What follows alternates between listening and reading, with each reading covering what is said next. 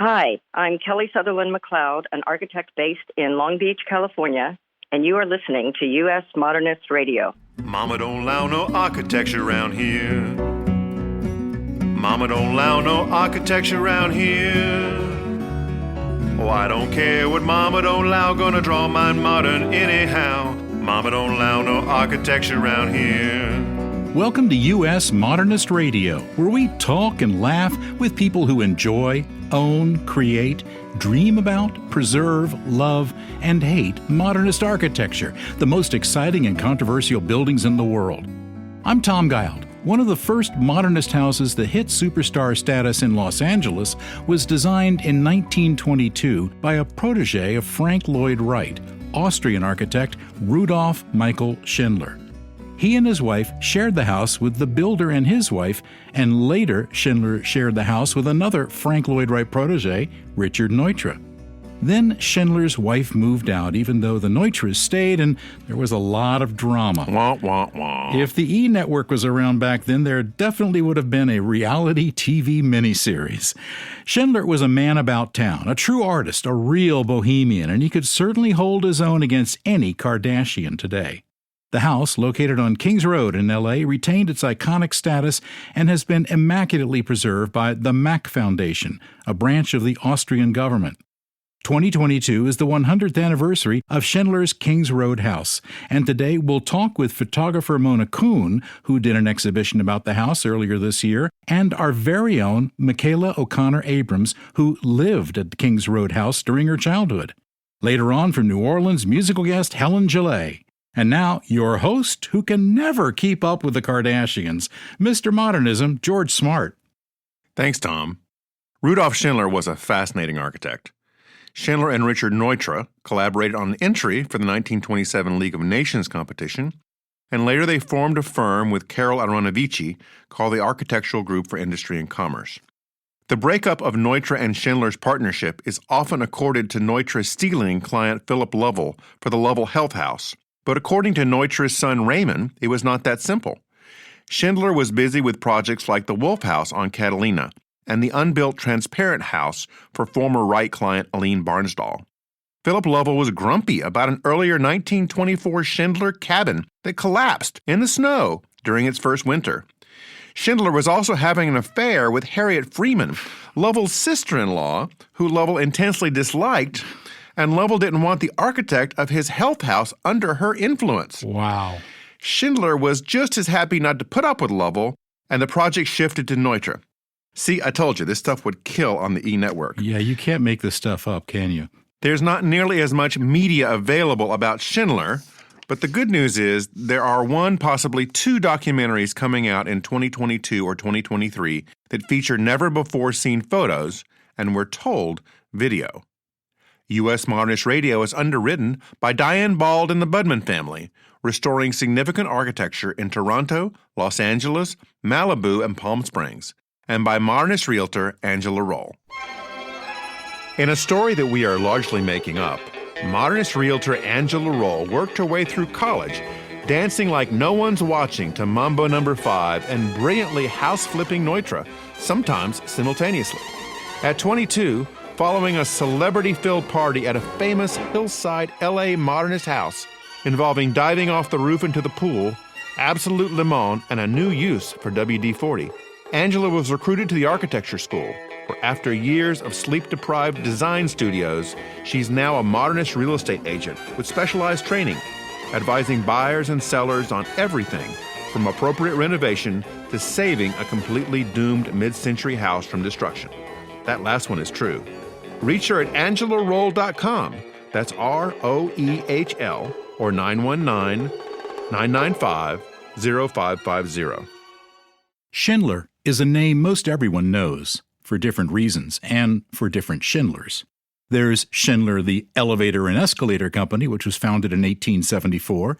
There's German industrialist Oscar Schindler, hero of the 1993 movie Schindler's List, who saved more than 1,000 refugees from the Nazis. And then there's Austrian Rudolf Schindler, the architect. That Schindler always wanted to work for Frank Lloyd Wright, and in late 1918, Wright hired him. And later, he wound up running Wright's American operations in Oak Park near Chicago. In 1920, Wright sent Schindler west to Los Angeles. Schindler started moonlighting in 1922, which Wright did not like, and eventually Schindler quit to become a huge success on his own. He and wife Pauline hosted many events at their Kings Road house, a model of architectural brilliance, and it's still there. You can visit it. The Schindlers hung out with the era's wilder bohemian notables in art, sculpture, music, literature, design, and dance. Schindler had a wild nature, and he engaged in a number of affairs, including the wife of client Philip Lovell, and the couple divorced in the 30s. However, he and Pauline still lived separately in the Kings Road house. Architect Richard Neutra also worked for Wright, but left Taliesin to work in California with Schindler. Neutra and his wife Dion lived at Kings Road with the Schindlers for several years. Philip Johnson famously rejected Schindler for the 1932 exhibition at the Museum of Modern Art, thinking Schindler was outside the international style. Schindler responded in typical bohemian fashion by rejecting the categorizing of his designs as part of any style. Schindler and Neutra's relationship began to unravel, and the Neutras moved out of Kings Road. They rarely interacted after that. When Neutra had a heart attack in 1953, he found himself in the same Cedars-Sinai hospital room as Schindler, who was dying of cancer, and they made peace before Schindler died. Neutra would live until 1970. In 2015, there was even a play based on that final encounter, written by Tom Lazarus. Today we welcome LA photographer Mona Kuhn. She got her first camera at 12, and she studied at Ohio State and the San Francisco Art Institute. Known for her dreamlike work, she is an independent scholar at the Getty Research Institute and has taught at UCLA and the Art Center College of Design in Pasadena. Exhibited internationally, she has published several books of photography, her most recent entitled Kings Road, featuring Rudolf Schindler's Kings Road house. Welcome, Mona. It's great to be here, George. How are you? I am good. I read in an interview that you run your life by being mostly German during the week and Brazilian on the weekends. How does that work out? Well, that's right. So I was born and raised in Brazil of German parents and just never really got to live in Germany. When I was 18, I moved to the U.S. Like you mentioned, I went to Ohio State and I stayed in the U.S. So a lot of times people ask me, so are you more German or more Brazilian or now more American? I have spent most of my life now in the U.S.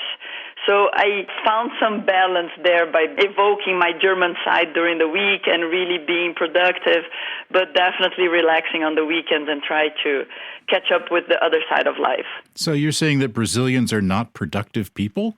Well, I'm saying Brazilians do know how to enjoy life. There you go. They know how to cut it off, Tom. Yeah, just I guess so. Yeah. Well, everything with a balance, right? Mm-hmm. When did you first visit the Kings Road house, Mona? So I lived in different areas in the U.S. You mentioned I went to the San Francisco Art Institute. So I moved from San Francisco to L.A. in 2005. And either late 2005 or 2006 was the first time I went into the Schindler house. And I fell in love right away. There was something about the Schindler house that reminded me of various conversations that I had with my grandparents, my German grandparents.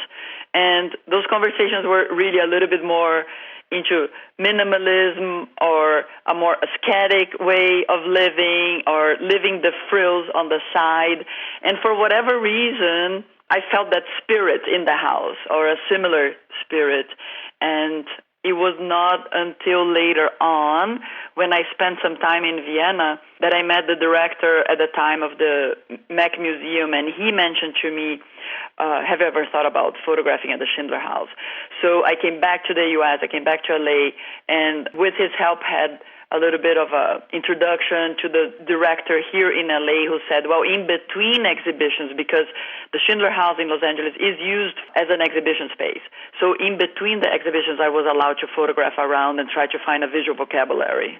So when did your exhibition open and close? So I photographed in the house for various years. I compiled a group of images that turned into the book. The book came out at the beginning of this year. It's published by Steidl. It's called Kings Road, as you mentioned. And in conjunction with that, this year is the year that the house is the centennial of this house. Ah. This house was finished building by 1922. So we have the exhibition at the Arts Design and Architecture Museum at UCSB in Santa Barbara, because I also had access to the architectural archives over there. So that is the first place where we have had the exhibition open, and the exhibition is not photographic and also not architectural the way we know it to be. So there is no architectural plan on the wall or photographs framed. It's all projections, and it's all going back to Rudolf Schindler's idea of space architecture.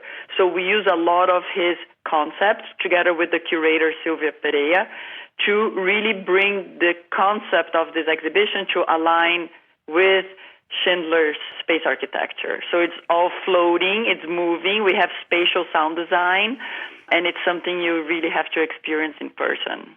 Wow, it sounds immersive in a way. Yeah, well, it is immersive in the sense that you walk around it and there is things happening that you can interact with. But I like to use a different word.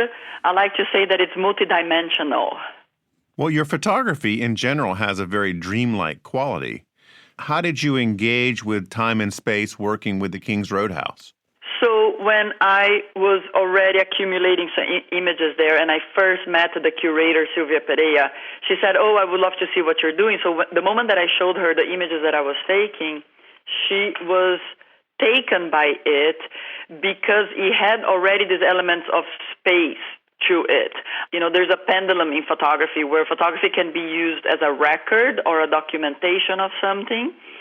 And I was using the pendulum towards the other side, which is more the imagination. I was photographing the house as if I would be walking through it with a peripheral vision. And I was photographing the house never as an evidence of the house, never as a perfect room or an architectural photographer would do, but more as the spirit of the house or the emotion as you go from one room to another. And I think that drew the attention of Silvia Pereira, who said, "Wow, you're photographing the way I imagined that Schindler maybe thought of it before actually putting the walls into the house and defining the moments." So from that moment on, we started conceptualizing on how else can we also, in the way of installing the exhibition, push that idea of space. Now, who is the woman in the photographs? So when I started photographing at the house, I immediately understood that many phenomenal artists and photographers have photographed the house. So my big quest was, how do I do it differently than what has been done and what has been done really well? So I started researching at the Architectural Research Center in UC Santa Barbara, and I started digging into information, educating myself so that I can produce something interesting. And in doing so, I wanted to go not into the material that has already been shared with the world, and also the material that Rudolf Schindler himself prepared to be presented to the world. I really wanted to surpass, go around all of that and enter more intimate areas of the archives. For example, the annotations that he would have, that he would carry on his pocket before entering a lecture series. So intimate ideas that he would write. Intimate, I mean things that he would have for himself, not necessarily to present to the world. And in doing that and in learning more and more about everything that you mentioned about the story with the Neutra or the Bohemian gatherings that they had at the time, and so many intellectuals, the hub that it was in the 20s, 30s, and 40s, I then also got more and more into material that had not yet been published. And in that, I found a very specific letter that gave me the clue to enter this project creatively. And in that letter, it's signed by him, but thank goodness it does not have a person, is not addressed to anyone. So there is a little bit of a mystery. Who could this person be, which allowed me to create a woman. So in that letter, he says, "Your dreams will never, like so many, meet reality." And then I'm jumping forward. "The world is endlessly big and life rich without bottom. You will find your treasures without me." And it's signed by him. And it really shook me when I saw that letter. First of all, it's a very delicate letter. It's written on the lettering paper of the time that is almost very translucent. It's his handwriting on pencil. Oh. It's a bit of a remaining of the person, right? Right. And in that too, I read what you just mentioned, this whole dynamics with Neutra and not being really included on the exhibition in New York. So to me, it was a little bit of a breakup letter, but it was also very self-referential when you say your dreams will never, like so many, meet reality. So is this of him? Is this for her? It was a fertile ground for me to create something. And what I wanted to create, I wanted to, in my imagination, with my artistic interpretation of all of that and liberty to do so, I wanted to bring those two people together. So I started conceptualizing. So the remainings of Schindler is the house, the furniture of the house, maybe the handwriting of him. And I then reached out to a friend of mine, and I had been working with her for quite some time. It just so happened she was finishing her PhD in psychology. So we engaged in many conversations about spirit or crossing the elements of time or Jung and theories about dream and unconscious. So we were able to really channel this whole story and push it forward. And me as a photographer, what I brought to it was, in a way, the idea of really making it time sensitive to the 1920s, which is a time in photography that you have photosurrealism, right, and solarization. So knowing that, I was like, well, this is the perfect technique for me, because solarization is a darkroom technique where there is an inconsistency or a flash of light that happens that shakes the process of developing a print. It's very experimental, and it dematerializes and oxidizes the silver on the paper in different ways that are unpredictable. But in the way that I photographed her, I was able to have her cross the element of time and space, because part of the images of her are rendered as we would imagine photographically, and parts of it are dematerialized, which in a creative language, it allows you to think, well, she is transporting herself in time. Wow. So was this a real person that you photographed as a virtual muse for Schindler, or was she just all created digitally or photographically? Oh, no. Nothing of this is digital at all. Okay. It's all photographed. In fact, solarization is a darkroom technique, which is completely analog. So all of this is real. My Shakespearean attempt of bringing them together is imaginative, of course. But the elements of it, so I have three elements on this story. One are the images of the house itself that I photographed when I was there. I included images taken from the archive as if it was like a copy work or a photograph of a letter or a photograph of an envelope or a photograph of Adolf Loos' letter to Schindler. Those elements came in together. And the other one was the images of this woman, this person that I know, who we got permission to photograph inside the house.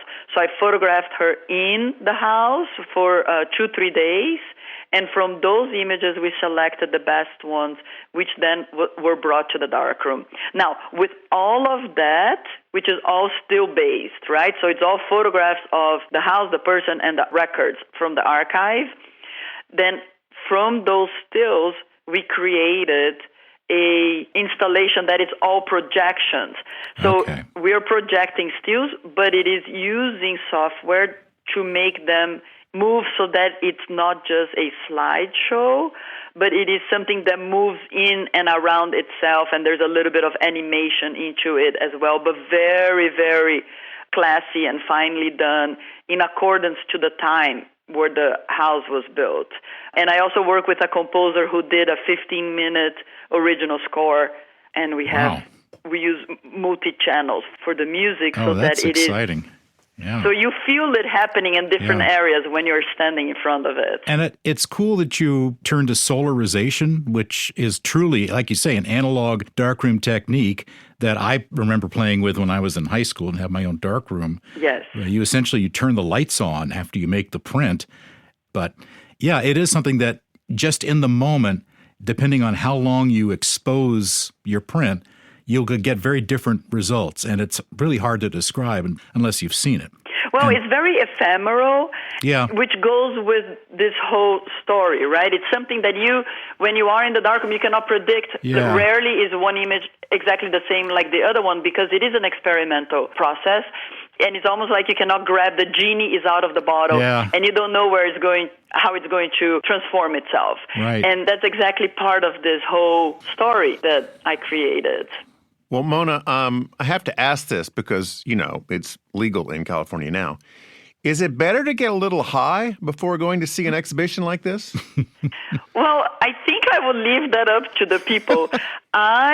I'm a little bit old school in that sense that I think there's so much to see, and the score was done using various strings, 5 pianos. There is a recording of someone that has a little bit of an Austrian accent. So Schindler, at some point, there's almost like a pretend voiceover of him coming in. So I think that there is a lot there to absorb. And the other thing which is really fantastic is that the screens we are projecting from the center of the room towards the screens, and there is a separation and a space between the screen and the actual wall of the museum. So the screens were based on a Japanese concept that Schindler and Frank Lloyd were already using. So we brought a lot of architectural elements that they were already using. Are there silhouettes of people? I mean, do people wind up walking in front of the projection at times? At times, if they want, yes, we encourage that. Okay. So then they become part of it too. Yeah, they can become part of it. And one of the nicest comments that I have received so far is that you watch it from the center out. And then the second time that you might want to watch, you walk around. And when you walk around, you get these double projections that happen behind the screen, which you're encouraged. From behind it, you get the projection into the screen plus the wall, and you happen to be in the middle of it, and you're interacting with it. So when we project the architectural plant, you're literally walking over the architectural plant. You're inside the architectural plant. And the nicest feedback that I got is that as you walk around, because you're walking on a very large 3D, those screens are 12 foot high, you are finding your own angles because now suddenly, because of the translucency of the screens, you start looking at 2 or 3 images all at once. Yeah, and some of them there's some parallax there's a angles. lot of parallaxes. Yeah. And as you know, the brain is always connecting or making associations. So if you're looking at a book and you have 2 images, you invariably associate the right side to the left side image. You will find meaning between 2 images. And so now here in this exhibition, you have 3 images at all time, and the viewer is invariably finding meanings. But not only that, the viewer, because you can walk around it, they've been telling me that they find their own angles as photographers, and that they are also finding their own angles as architects. And it engages the brain in so many ways that I don't think you need any add-ons to it. Right, but you're welcome. Now, Mona, did you get to meet Guillaume Schindler, the great-grandson? I haven't been able to meet him yet. I have been mostly working with the different directors at the Mack Center. I started this project maybe 5 years ago. It has been a while. And I think maybe we had the pandemic years in between. But I have been mostly dealing with the people at the Mack Center and at the UCSB, the Architectural Archives. We've had on Guillaume and his grandmother on the show a couple of years ago. Fantastic. Very interesting. She was married to Schindler's son, Mark. Amazing. And she's still around. I believe she's in her 90s now. A little piece of trivia, she was once Groucho Marx's therapist. Oh, yes, that's right. Fantastic. So there's that. The era, the time, there's so much that keeps, it's like a flower that keeps on blooming. There's so much more to learn, and I think that is another reason why I thought it was so great to have the exhibition opening at a university museum, because of that idea of being interdisciplinary and the idea that there is still so much to learn. The archives are so rich in the sense that there's so much there. I would encourage more students, more artists to keep on chiseling. Mona's website is monakuhn.com. That's MonaKuhn. Thanks for joining us, Mona. Oh, thank you. My pleasure. As I was planning this episode with Mona Kuhn and researching Schindler and all of that, I just happened to find out that one of our very own staff members, Michela O'Connor-Abrams, our Chief Advancement Officer, actually lived in the Kings Road house growing up. So with us now, here's Michela O'Connor-Abrams. Hi, Michela. Hello, George. How are you? I am great. How wonderful it is that you got to grow up in this iconic house. Well, I will tell you, it was a brief period, but a fascinating one that I was able to revisit many years later, which I can tell you more about then. But It was magnificent and one of the most indelible memories of my childhood. I was 9 years old. Wow, to be 9 in the Kings Road house. How did that come about? How did you get in there? So my parents, who were not modernists per se, but they were only 19 and 20 years respectively older than I. My dad was transferred that year to Los Angeles from the Bay Area.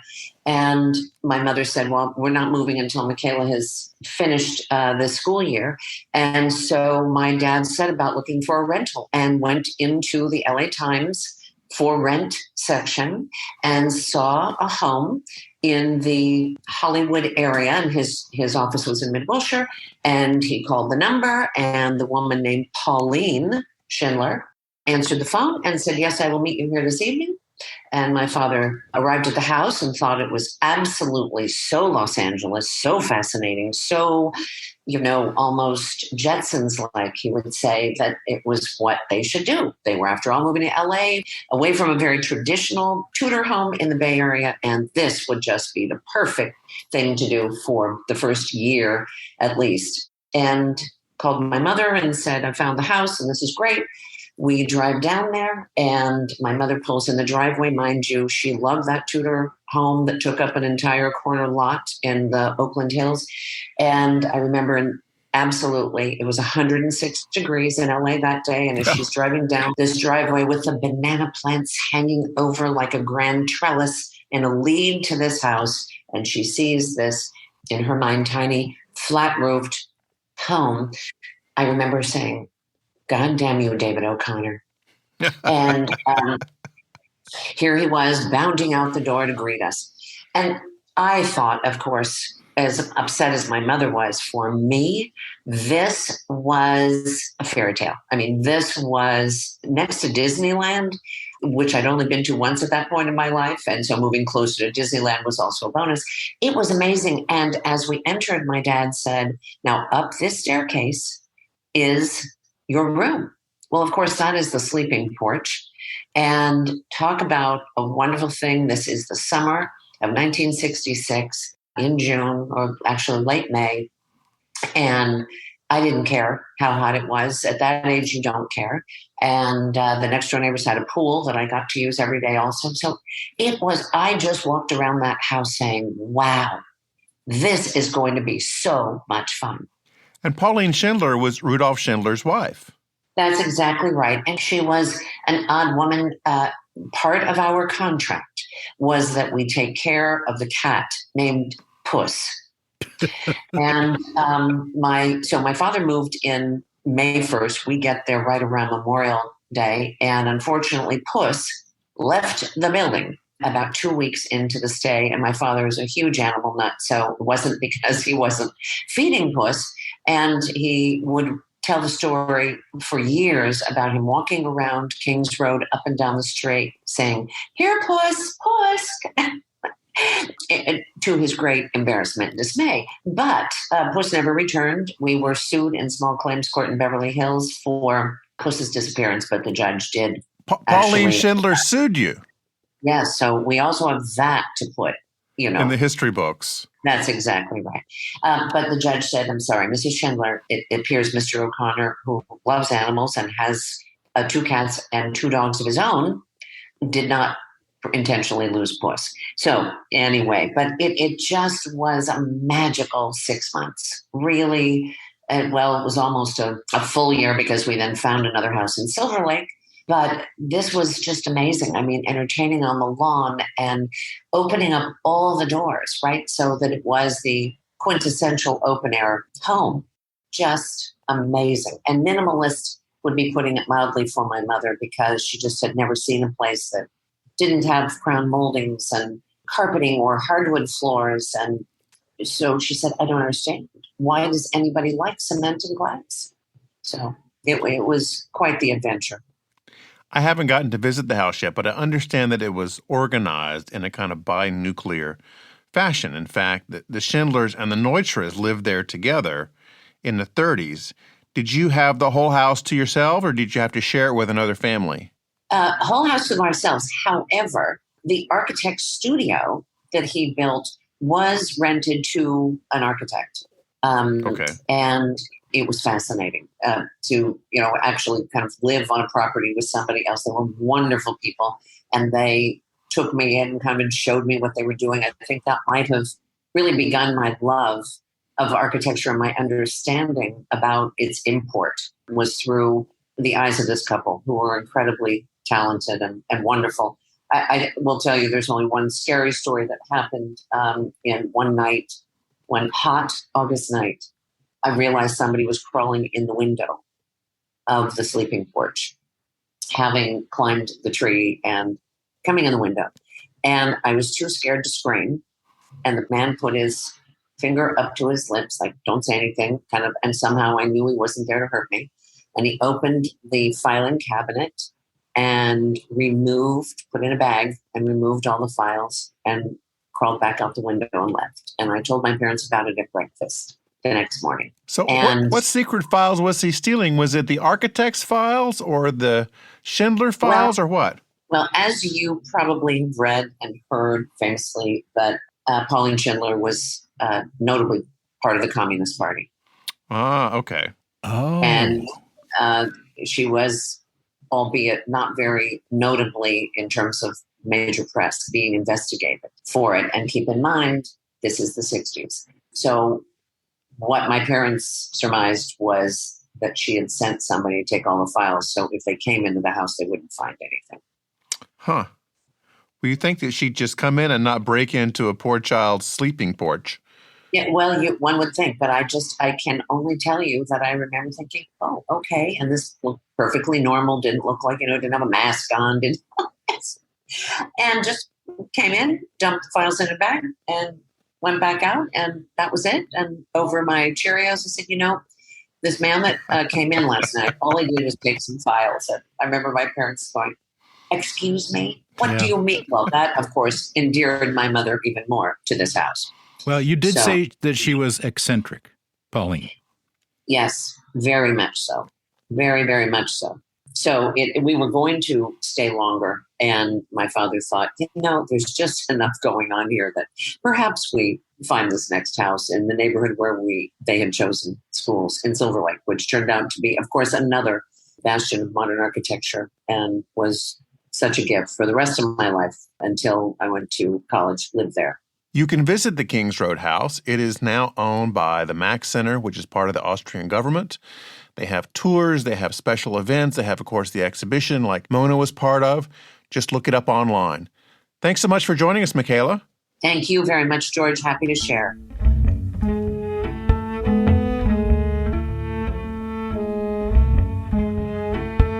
Born in Belgium, Helen Gillet is a cellist, singer, and composer who grew up in Singapore, Chicago, and Wisconsin. Wow. Before making a home in New Orleans.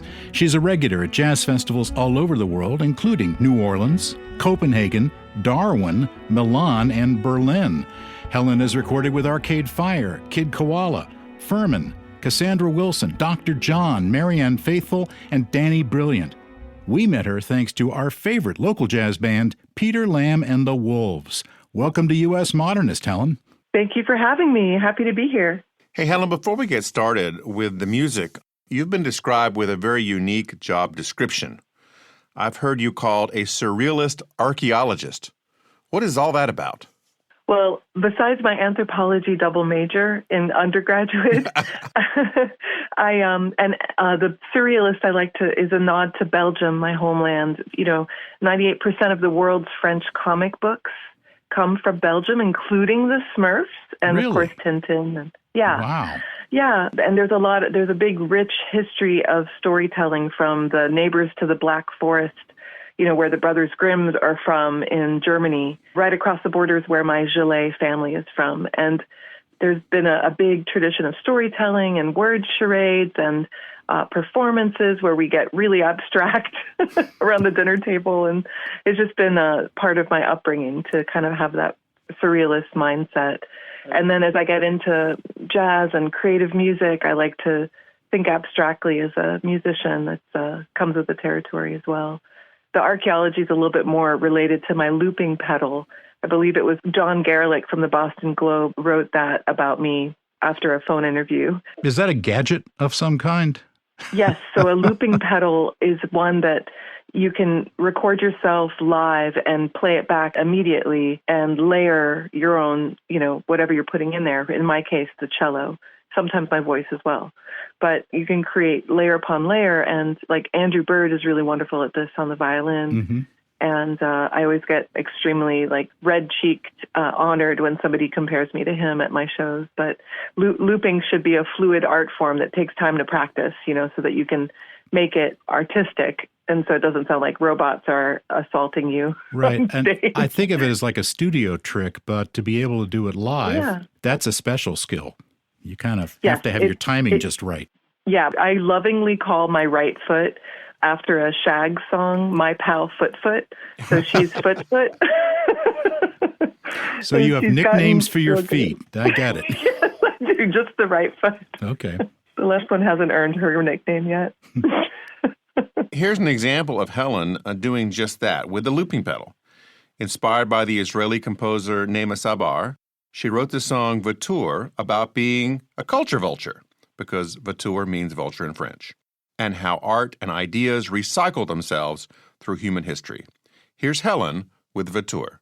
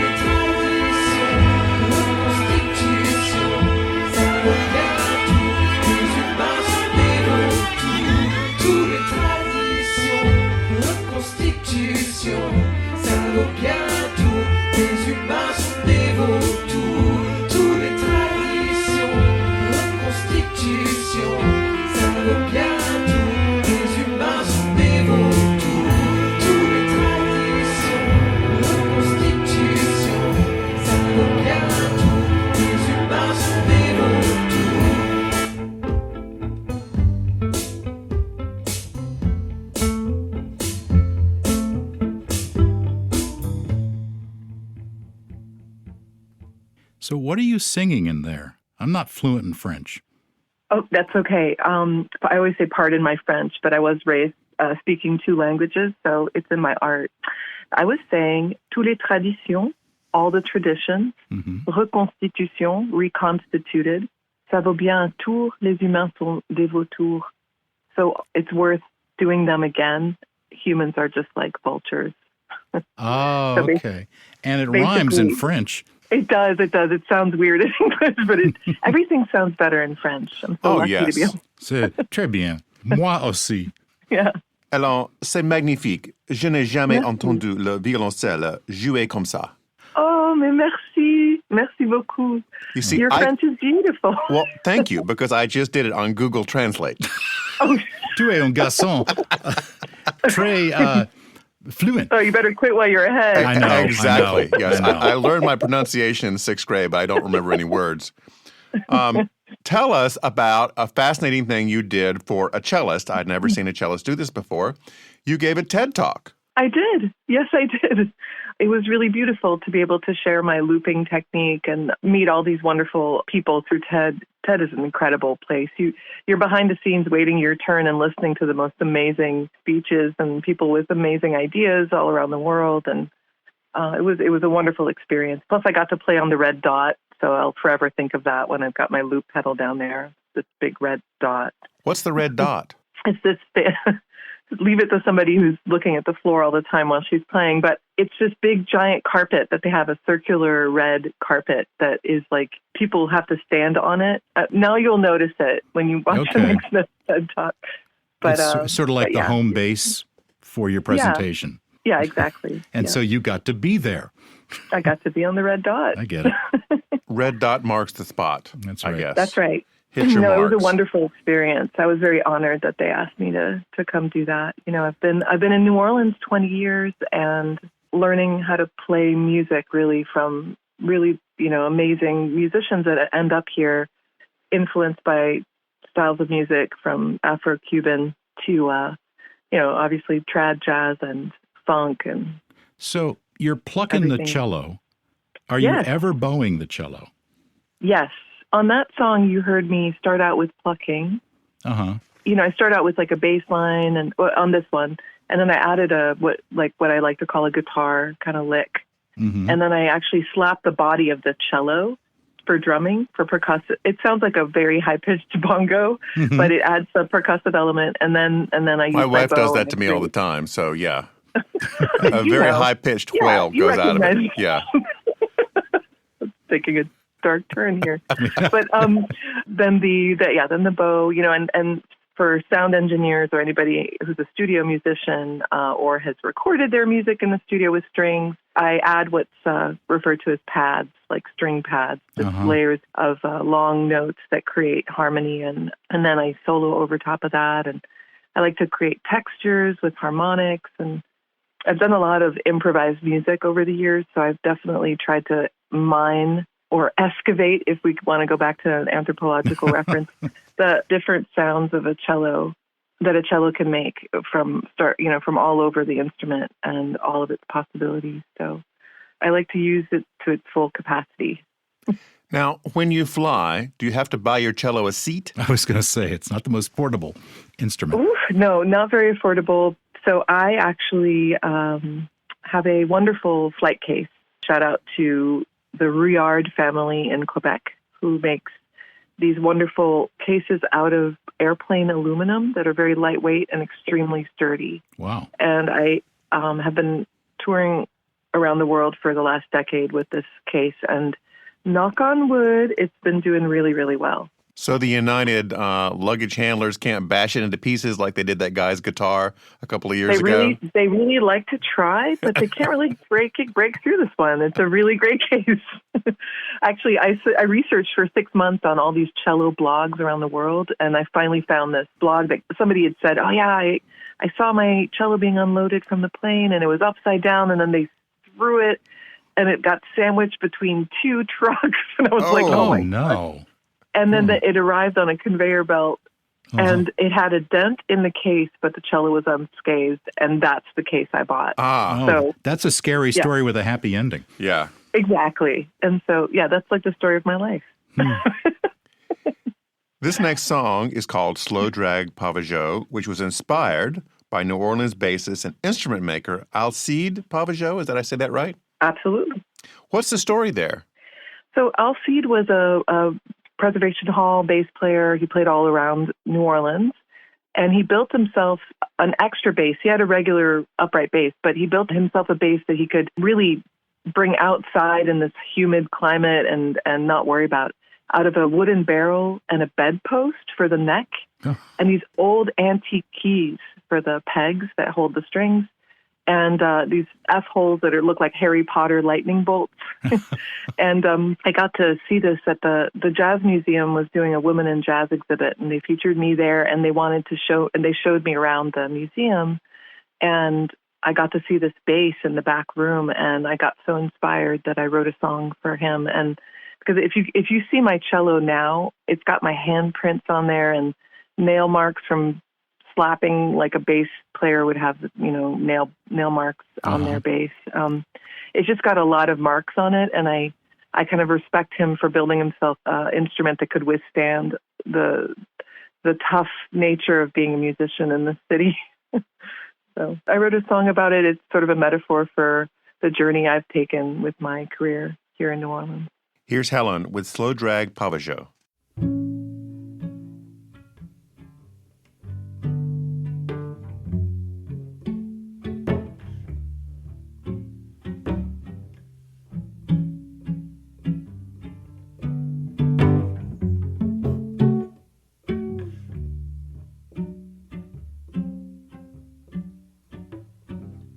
Slow drag Pavageau, find me a barrel and build me a cello,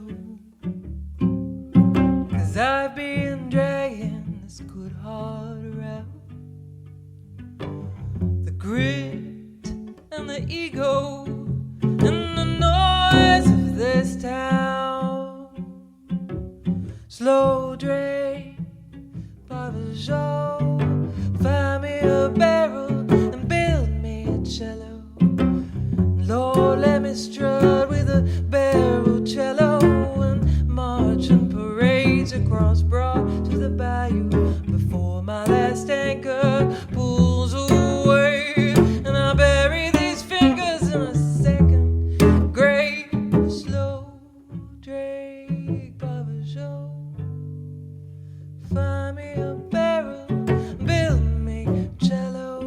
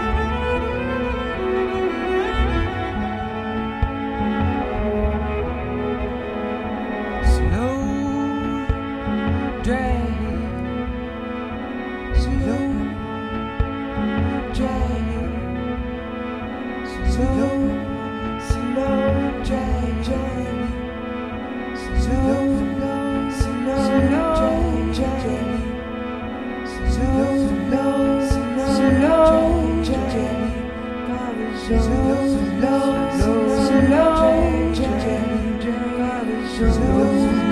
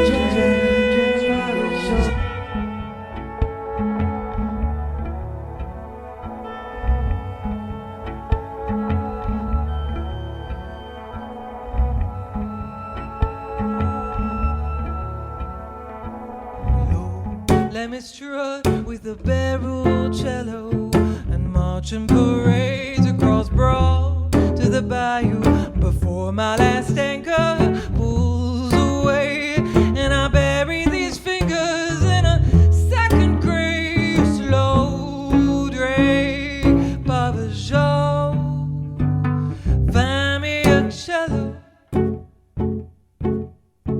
I'll build my barrel. Wow. That is... It's very transformative in a way. It's like meditative, really. Yeah. Mm-hmm. Yep. Yeah, I think the nature of looping, it is cyclical and circular. So Right. I heard you doing that. Yeah, good. I could see being like in a spa in New Orleans on the massage table and playing that in the background and having a whole different experience. Well, you can make that happen. I think probably. you should talk to the spa people, Helen. Yeah. Well, they need to book you as a client first, George. Yeah, exactly. Well, that sounds like a great place to start. Yeah. Helen's website is helengillet.com. That's HELENGILLET.com. Helen, thanks so much for joining us. My absolute pleasure. Thank you for having me. Thanks for listening. You can learn more about Kings Road at schindlerhouse.org and more about Rudolf Schindler at usmodernist.org/Schindler. You can hear our interview with Schindler's daughter-in-law, coincidentally Groucho Marx's therapist, as well as Schindler's great-grandson Guillaume, who docents at the Kings Road House on show number 35. U.S. Modernist Radio is underwritten by Diane Bald and the Budman family, restoring significant architecture in Toronto, Los Angeles, Malibu, and Palm Springs, and by Modernist realtor Angela Roll. Okay, Tom, take us out. Visit USModernist.org's massive archives to listen to past shows, discover documentation of 15,000 significant modernist houses, and access 4 million pages of classic 20th century architecture magazines. U.S. Modernist Radio is produced by Soundtracks Recording Studios in Raleigh, North Carolina. Our theme song was performed by George Smart and Robinson Earl. Kelly Policelli handled guest research this week as rogue archivist Carrie Cesarino works on a new super-secret U.S. Modernist project. She'd tell you, but then she'd have to digitize you. U.S. Modernist Radio is a production of Modernist Archive Incorporated, a nonprofit educational archive for the documentation, preservation, and promotion of modernist residential design. I'm Tom Guilde. George and I will be back soon with another e-network-ready edition of U.S. Modernist Radio. Our agent is standing by.